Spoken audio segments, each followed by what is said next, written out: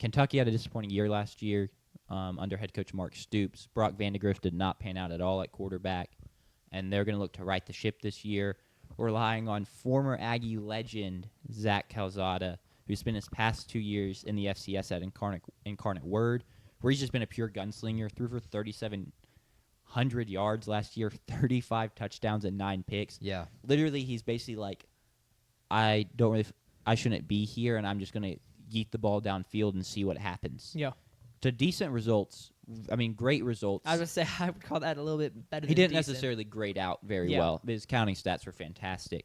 But now he has to remake the jump into the SEC, where he did beat Alabama on that glorious night, but week-to-week consistency was really poor, never put it together at all. Thoughts on him? Like, what do we expect being back in the SEC from this guy? Well, I 100% agree. Like, gunslinger, you turn on the highlight play or the highlight film for him last year, I think there might have been 3 plays in a 10-minute video that were under 20 yards downfield. Like, it was just everything was deep down the field, and it didn't really even matter if the play was designed that way. Like, he was throwing it up to somebody down the field. And for the Incarnate Word is really good in the FCS. So for the most Cam part, Ward came from Incarnate Word. they were making the catch and they were making plays for him. But you're coming to Kentucky, the offensive line is not going to be as good. The weapons obviously are not going to be as good. And losing Dane Key is going to hurt them a ton this year, I think. Well, they lost the top 2 because they lost Dane Key and then Berrien Brown as well. Berrien Brown as well, yes. I just don't think he's got the weapons now to be able to be that gunslinger. And so now all of a sudden he has to just be kind of a quarterback with kind of mid-weapons, and he has to get these guys open and throw them open. I don't know if he has that in him. That's a large part of the reason that they're under is 4.5 on wins, and I just Kentucky's in a tough spot. I think they're in a worse spot, honestly, than State, because they can't say that they are building towards something. They're going in the wrong direction. It's Mark Stoops, and they're on the downwards part of the roller coaster, as Jack was saying. They would love to see it going back up, but I think that can't happen until they get a quarterback back in house, like a Will Levis.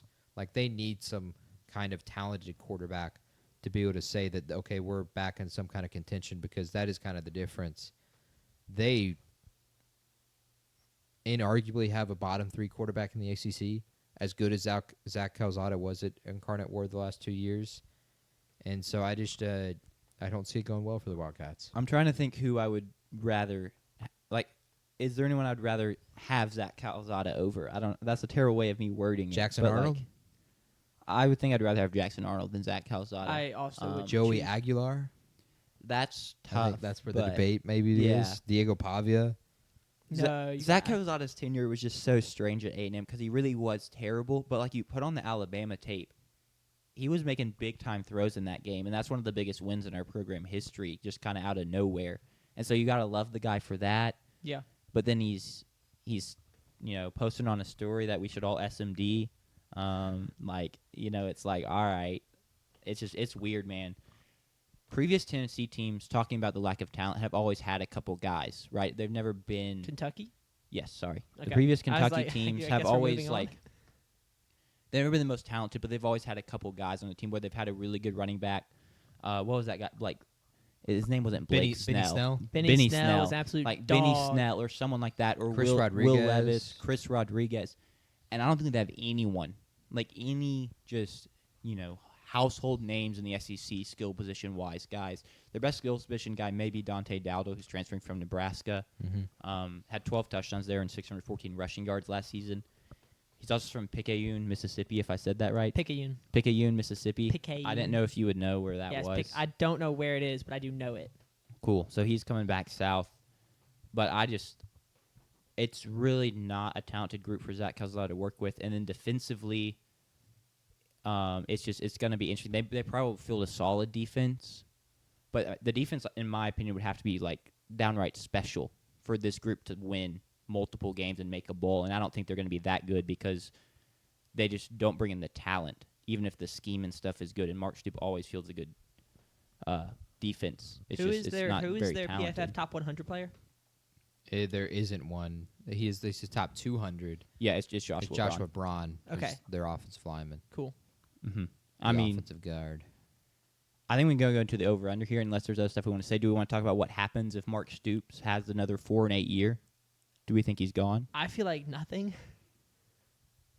But I could be wrong there. I just feel like Mark Stoops is like just such a Kentucky like. I mean, he's the longest tenured SEC head coach Correct. as we have here in the notes, but I would be surprised if he were to be fired, even if they were bad, because I don't think. do you think they really don't care? I don't think that's the narrative.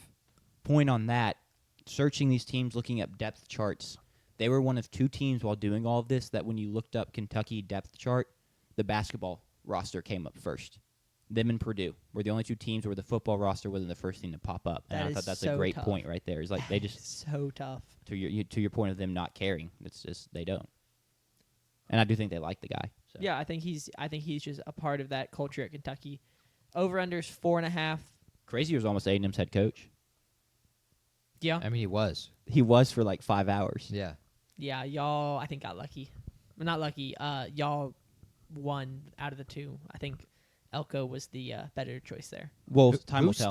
Was it the boosters that stepped in, I legitimately think if you like were on or was Twitter it the, that the night and AD? just the fans and then boosters got involved, Okay. like the just the outrage, So like the bottom boosters to picked top. them, and then the fan outrage made them change their mind. I think so, That and was- and I maybe it couldn't was remember. AD picked them and boosters also got involved, but basically it got leaked, and everyone was like, "No, like Yeah. we will not," because we weren't. that gonna was a get, funny night. It was a great night. We weren't gonna get the top guys, right? Yeah. That we wanted, but we didn't want a guy that, in our opinion, was proven to just be like solid.